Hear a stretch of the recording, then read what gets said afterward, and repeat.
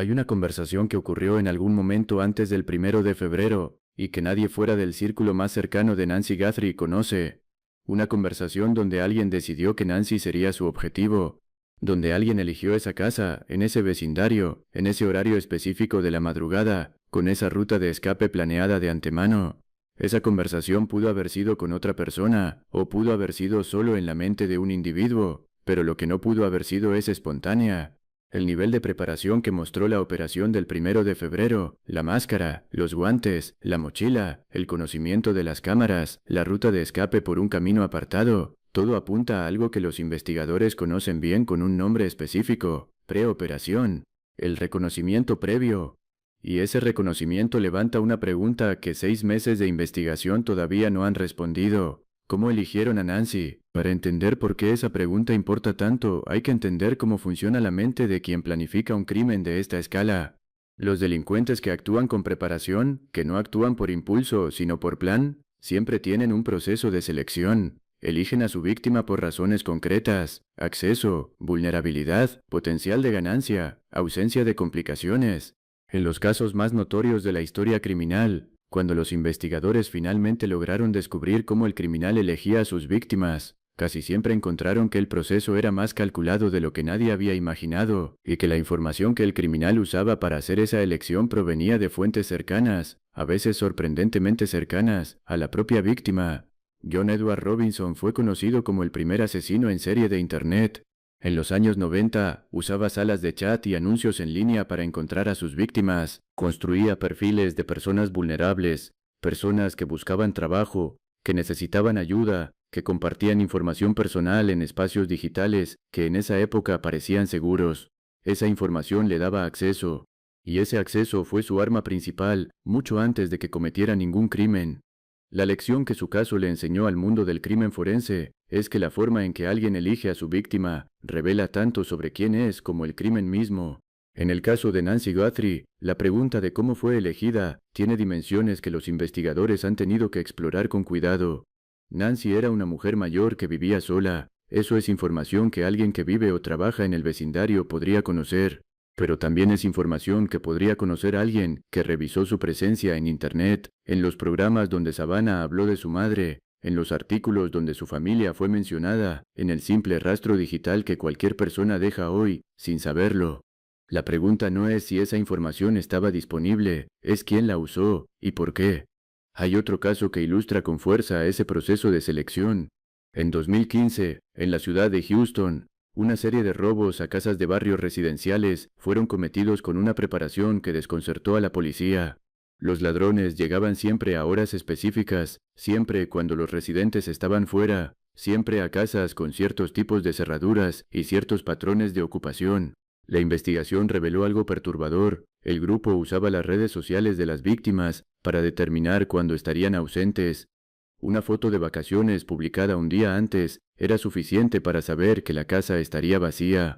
La información personal que la gente comparte voluntariamente en Internet se había convertido en una guía de acceso para criminales que sabían cómo leerla. ¿Tiene eso alguna conexión con el caso de Nancy Guthrie? No hay evidencia pública de que sus redes sociales fueran usadas de esa manera, pero el principio que ilustra es válido y ha sido parte de lo que los investigadores han tenido que considerar.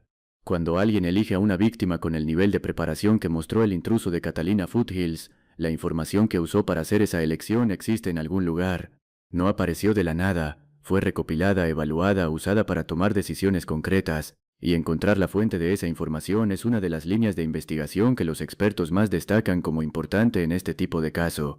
Los investigadores también han tenido que considerar algo más delicado: la posibilidad de que el acceso a información sobre Nancy no viniera de Internet, sino de alguien cercano.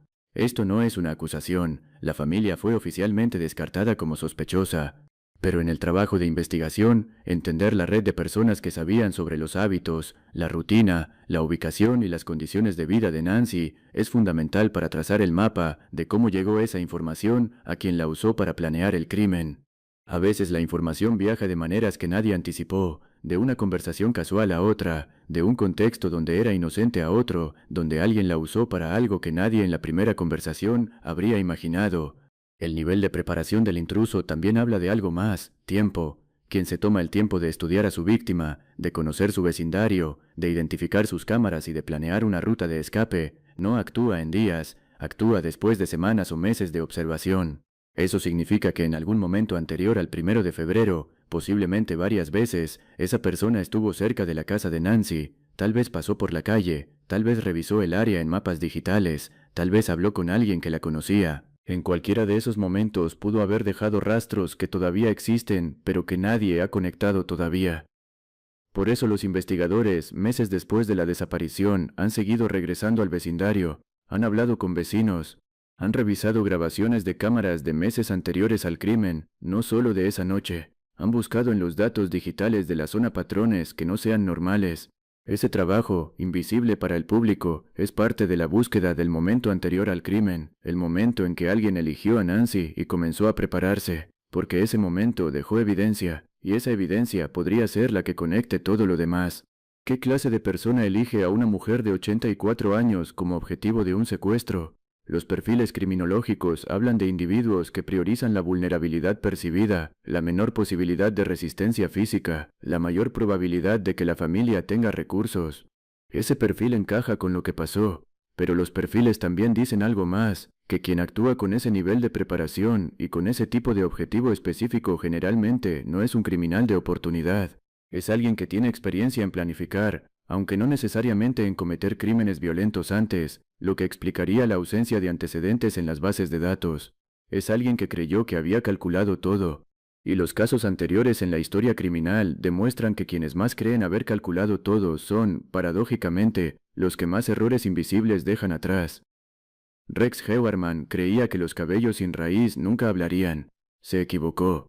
Los asesinos de Delphi creían que un sendero remoto era garantía de impunidad. Se equivocaron.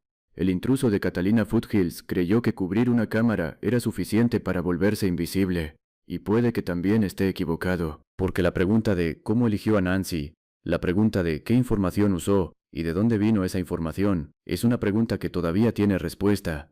Está guardada en algún lugar, en una conversación, en un rastro digital, en la memoria de alguien que vio algo sin saber lo que veía. Y mientras 5 laboratorios trabajan sobre el ADN y 24 investigadores revisan cada pista, esa pregunta sigue siendo el hilo del que tarde o temprano alguien va a tirar hasta que todo lo demás caiga. Mi plan, por perfecto que haya parecido esa madrugada, siempre tuvo un origen. Y los orígenes dejan rastros. Eso es lo que la historia de los crímenes planeados nos enseña una y otra vez. Escríbelo en los comentarios. ¿Qué parte del plan crees que falló? ¿Dónde crees que quedó el error que todavía no encontraron? Porque a veces la respuesta está más cerca de lo que parece. Hay un aspecto de la preoperación que los expertos en seguridad han identificado como una de las vulnerabilidades más subestimadas de los hogares modernos, la información que se puede recolectar simplemente observando los patrones de una casa desde afuera durante tiempo suficiente. Los sistemas de iluminación que se encienden y apagan a horas previsibles, las horas en que la persona sale a recoger el correo, los días en que recibe visitas, las ventanas que quedan iluminadas hasta cierta hora. Todos esos detalles, invisibles para quien los vive desde adentro, son un mapa de rutina para quien los observa desde afuera, con la intención de usarlos. La casa de Nancy Guthrie tenía cámaras modernas, tenía tecnología de seguridad, pero la tecnología de seguridad protege contra el acceso físico no autorizado, no protege contra alguien que pasa semanas aprendiendo cuándo la vulnerabilidad es mayor. Ese conocimiento de las rutinas es lo que hace posible el tipo de sincronización que mostró el intruso de Catalina Foothills. Llegar a las horas específicas en que la probabilidad de testigos es mínima, saber cómo deshabilitar una cámara antes de continuar, conocer la ruta por donde escapar de manera que minimice el cruce con otras cámaras de tráfico o con vecinos que pudieran verlo. Nada de eso es aleatorio, todo eso requiere tiempo previo.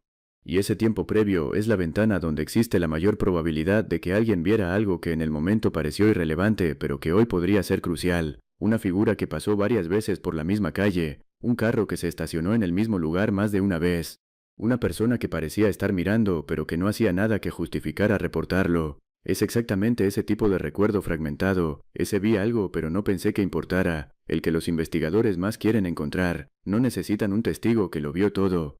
Necesitan el testigo que vio un pequeño pedazo y que todavía no sabe que su pedazo es el que falta, y por eso la búsqueda de información nunca cierra, nunca se da por terminada hasta que alguien está en una celda respondiendo por lo que hizo.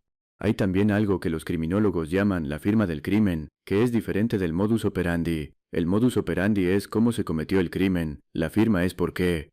Es el elemento que revela algo sobre la psicología profunda del criminal, algo que no podía evitar incluir aunque no fuera necesario para la ejecución del plan. En el caso del intruso de Catalina Foothills, ese elemento podría ser la calma, la velocidad con que cubrió la cámara, la manera en que llegó preparado para cada detalle. Hay en esa preparación algo que habla de una persona que no entró en pánico esa noche, que siguió un plan con una frialdad que resulta perturbadora. Esa frialdad es información, es parte de la firma, y junto con el ADN, con el cabello, con la mochila y con los guantes, forma el retrato de alguien que tarde o temprano, de una manera u otra, la ciencia o un testigo o su propio pasado ayudarán a identificar.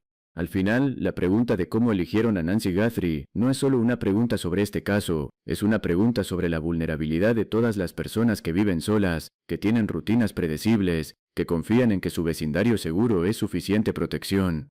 La respuesta que encuentren los investigadores, cuando llegue, no solo resolverá el caso, también enseñará algo importante sobre cómo los criminales eligen a sus víctimas en la era moderna, donde la información personal está más expuesta que nunca y donde la tecnología puede ser simultáneamente la herramienta del crimen y la herramienta de su resolución. Nancy Guthrie merece esa respuesta, y quizás el mundo necesita aprender la lección que esconde.